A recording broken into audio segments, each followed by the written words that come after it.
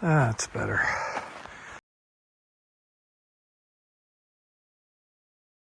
No, this is not an old video. I am actually out doing an actual freaking backpack finally. So I've actually been in a condition where I could have done this for a little while. Ironically, what happened is when I couldn't do anything, I was making all sorts of plans where I could come just a little bit up the PCT in camp. And then when the prednisone finally started to clear out, I improved so quickly. I started doing like 15-mile day hikes. And that felt like it was getting me a lot more progress versus just like a dinky backpack. So I've been waiting.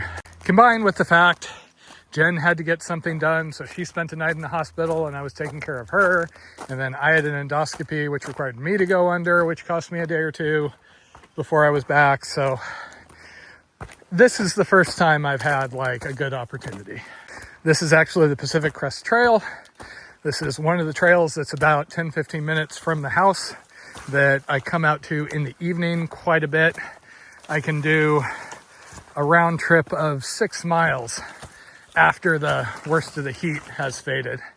And I've been doing that a couple of times a week, just trying to get a good amount of base miles so I can get ready for the backpacks I have coming up. Because at the moment, that is everything I am focusing on. I have some Sierra backpacks coming up. I have the September, October longer through hike I'm hoping to do. So I've just been working my butt off, doing whatever I had to, whether it was fun or not, in the hopes of better preparing myself for that. And I mean, the first time I came out and did this after the prednisone, when I was allowed to walk again, there is an old campsite like 1.5 miles in. I'm way further than that right now. And it took everything I had to get that far. Like I was sitting there just exhausted and I had to take breaks. Now I sail past that going, oh yeah, that's not a problem. Like I was telling Jen, it's kind of a very mixed bag, because on one hand, I feel like fitness-wise, I didn't decline as much as I'd feared. However, it has been hurting a whole hell of a lot getting back just to like reasonable day hikes. So worse than I hoped, better than I expected, I guess. So at the moment, I left from the northern trailhead at Warner Springs. I am going to just do about 15 miles total. I'm doing an A to B because I like those. Up to about the Combs Peak trailhead, I think is where we decided Jen could come pick me up. She's not with me because of her procedure. She has to be careful lifting things for a little while longer, but she's able to day hike. She walked in with me, but we were talking and goofing around instead of recording videos. So she walked in about 3 miles with me. She's now going to hike out, so she gets her normal evening hike. And then she's actually going to drive around and drop some water off for me, because that's the other thing this time of year. Not only are we on the warm side temperature-wise, a lot of the water sources that you use during PCT season have run dry. There are some springs and a few cow-type sources that are reliable, but they're kind of few and far between. So nothing too fancy mileage-wise, just an excuse to get out and basically sleep in the tent, drink coffee in my sleeping bag, you know. There was actually another guy out here. I was out here day before yesterday, just doing my normal 6 mile round trip. Ran into a guy who had backpacking gear and didn't seem sure if he was backpacking or day hiking. Apparently he's been out here for a couple of days, and so he's headed back the other way. You know, the funny thing is, I keep getting told by people, oh, I should just do shorter stuff. And saying, you know, it's great I'm able to do the day hikes, and I should just like do that and not worry about trying to do longer stuff. But here's the thing. The big thing I enjoy is just being on trail. Like, I enjoy hiking. I enjoy doing peaks, stuff like that. But if I'm doing a day hike, there's always a part of me thinking about, well, I got to get back to the car at the end of the day. You know, timing around nighttime, stuff like that. When I'm through hiking, I've got concerns. Have to keep track of food, water, stuff like that. But at the end of the day, I'm just walking. I don't have to worry about much except getting to the next town before I run out of food, getting to the next water source. All that civilization town stuff just falls away. So the Sierra trips I planned were actually just where I could go, where I could get on trail, where I could hike with all my stuff and do loops instead of out and back, because I just wanted to get miles. And then we had the Arizona trail all planned and ready to go, because that's straightforward, jump on it and go. And then the fire meant I might not be able to do the Grand Canyon, so we planned a backup, which involves the Mogollon Rim Trail and part of the Grand Enchantment Trail. And we're just now trying to debate whether my not quite 100% self would be able to manage something that rough and tumble. I have a couple of other things I've eyed. We may go ahead and throw a plan together for Superior Trail plus the Ozark Trail plus the Ozark Island plus the Ouachita. I think I could do all of those in the 2 months I have, roughly.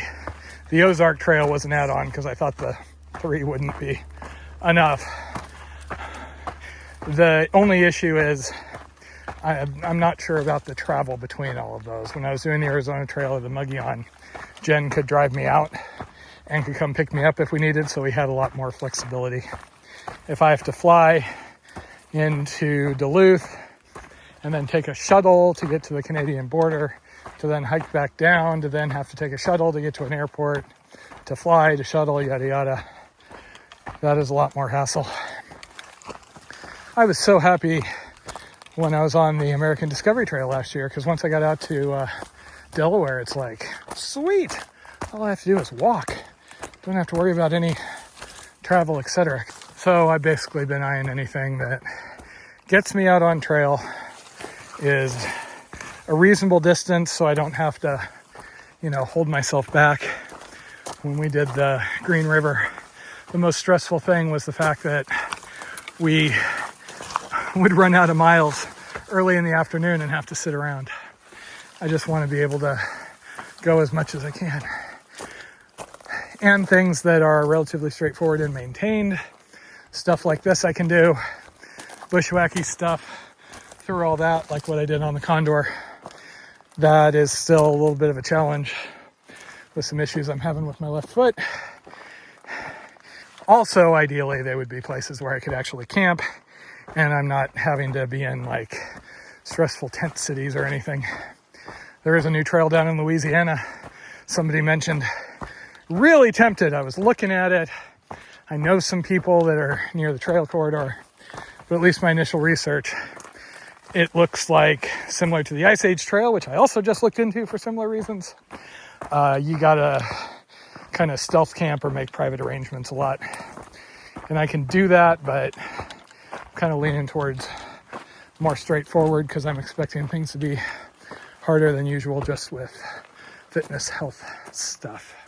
So we'll see. At this point, the 2 Sierra trips are firm. The first Sierra trip, the one in about 19 days or so, is going to be a little flexible. I have a bunch of bigger and shorter routes planned so I can just see what I can manage.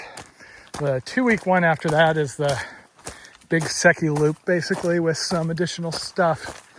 I ended up recreating the Big Secchi Loop by accident just because I knew what trails to avoid, and there's only so many major arteries through certain areas.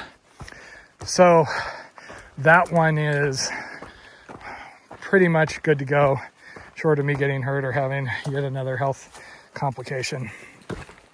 It just all comes down to what I am doing September 13th to keep me busy until Thanksgiving, when Jen and I are going to go visit our fish friends in Bonaire again. And there we go. I was pretty sure there was going to be water up here. The next guaranteed source, though, was actually Mike's place, and I don't know how long he fills that cistern. But Jen had made a plan to drop some water up ahead, so I guess I will stick with that. Yeah. The trees down there in the valley would be Warner Springs.